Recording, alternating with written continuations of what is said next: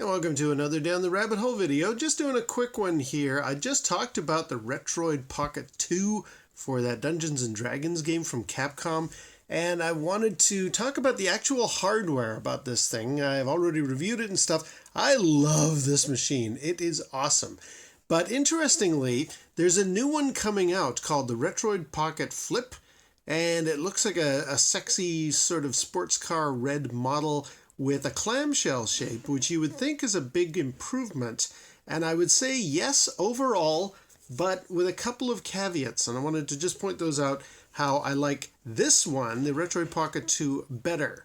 Having done enough Nintendo DS and 3DS experiences in my day, I know that that little opening clamshell design is prone to have very slight scratch marks on the screen. There's something about these little controls as a screen is closed, even if they do a good job of making sure it's, got a nice little bubble shape.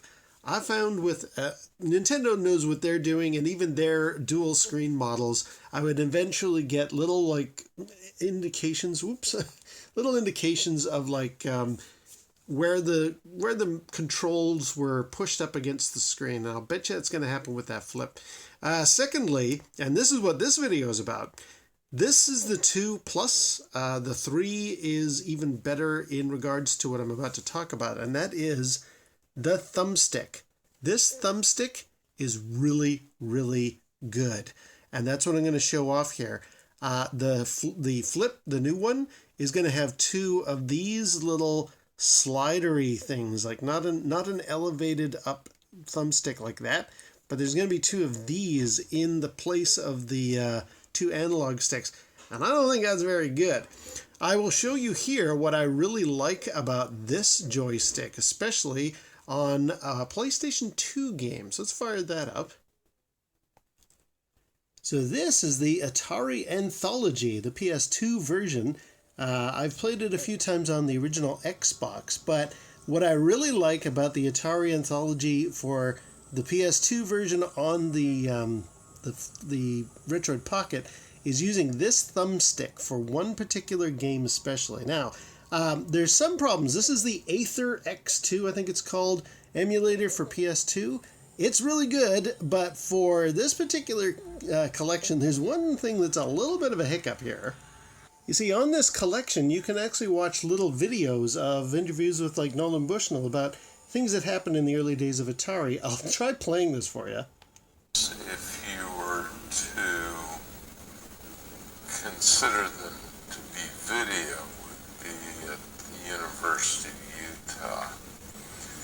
At the time, there were about...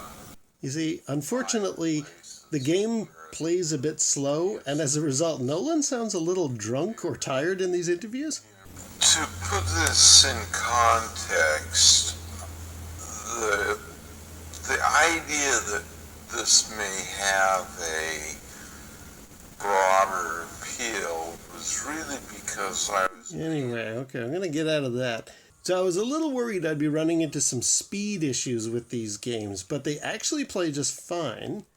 And as you know, I've done a few videos about Red Baron. This is one that I thought to myself, oh, I sure hope that plays, and especially with this thumbstick. It does. I'm going to adjust the brightness a bit so that you'll be able to see the thumbstick, what the game plays like.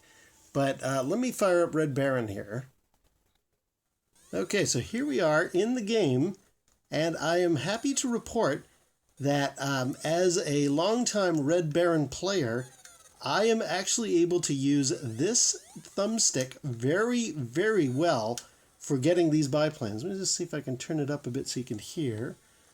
But it plays great. It looks great. Maybe it doesn't look that fantastic right now because I've got the brightness turned up a bit. But this plays, and it plays fantastically with this thumbstick. Got that guy. Maybe the occasional chug with the sound, but otherwise... We'll get him. Otherwise, I'm very, very pleased. I'm trying to keep the glare off the screen of the camera here, but that is not easy. This is why I normally do the capture video output for these games, because you don't need to see me sort of trying to jostle the camera and the gameplay at the same time, regardless. As you can see, though, I can go up and down into these valleys. I can shoot all these targets really easily. This thumbstick is great, and I highly recommend over what I think it might be like with that flip.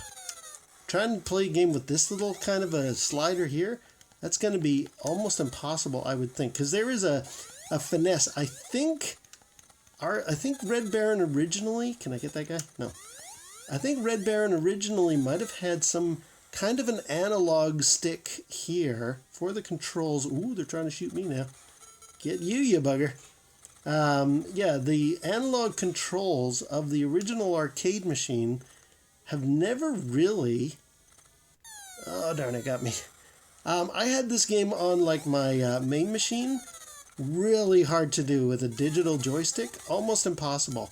But this thing has just a nice... This thumbstick has just a nice ability to get these guys and get them easily and with hardly any problem. I feel like I'm playing the old arcade machine. Like, this is great. This is a great way to do Red Baron. Oh, okay, well, I'm dead.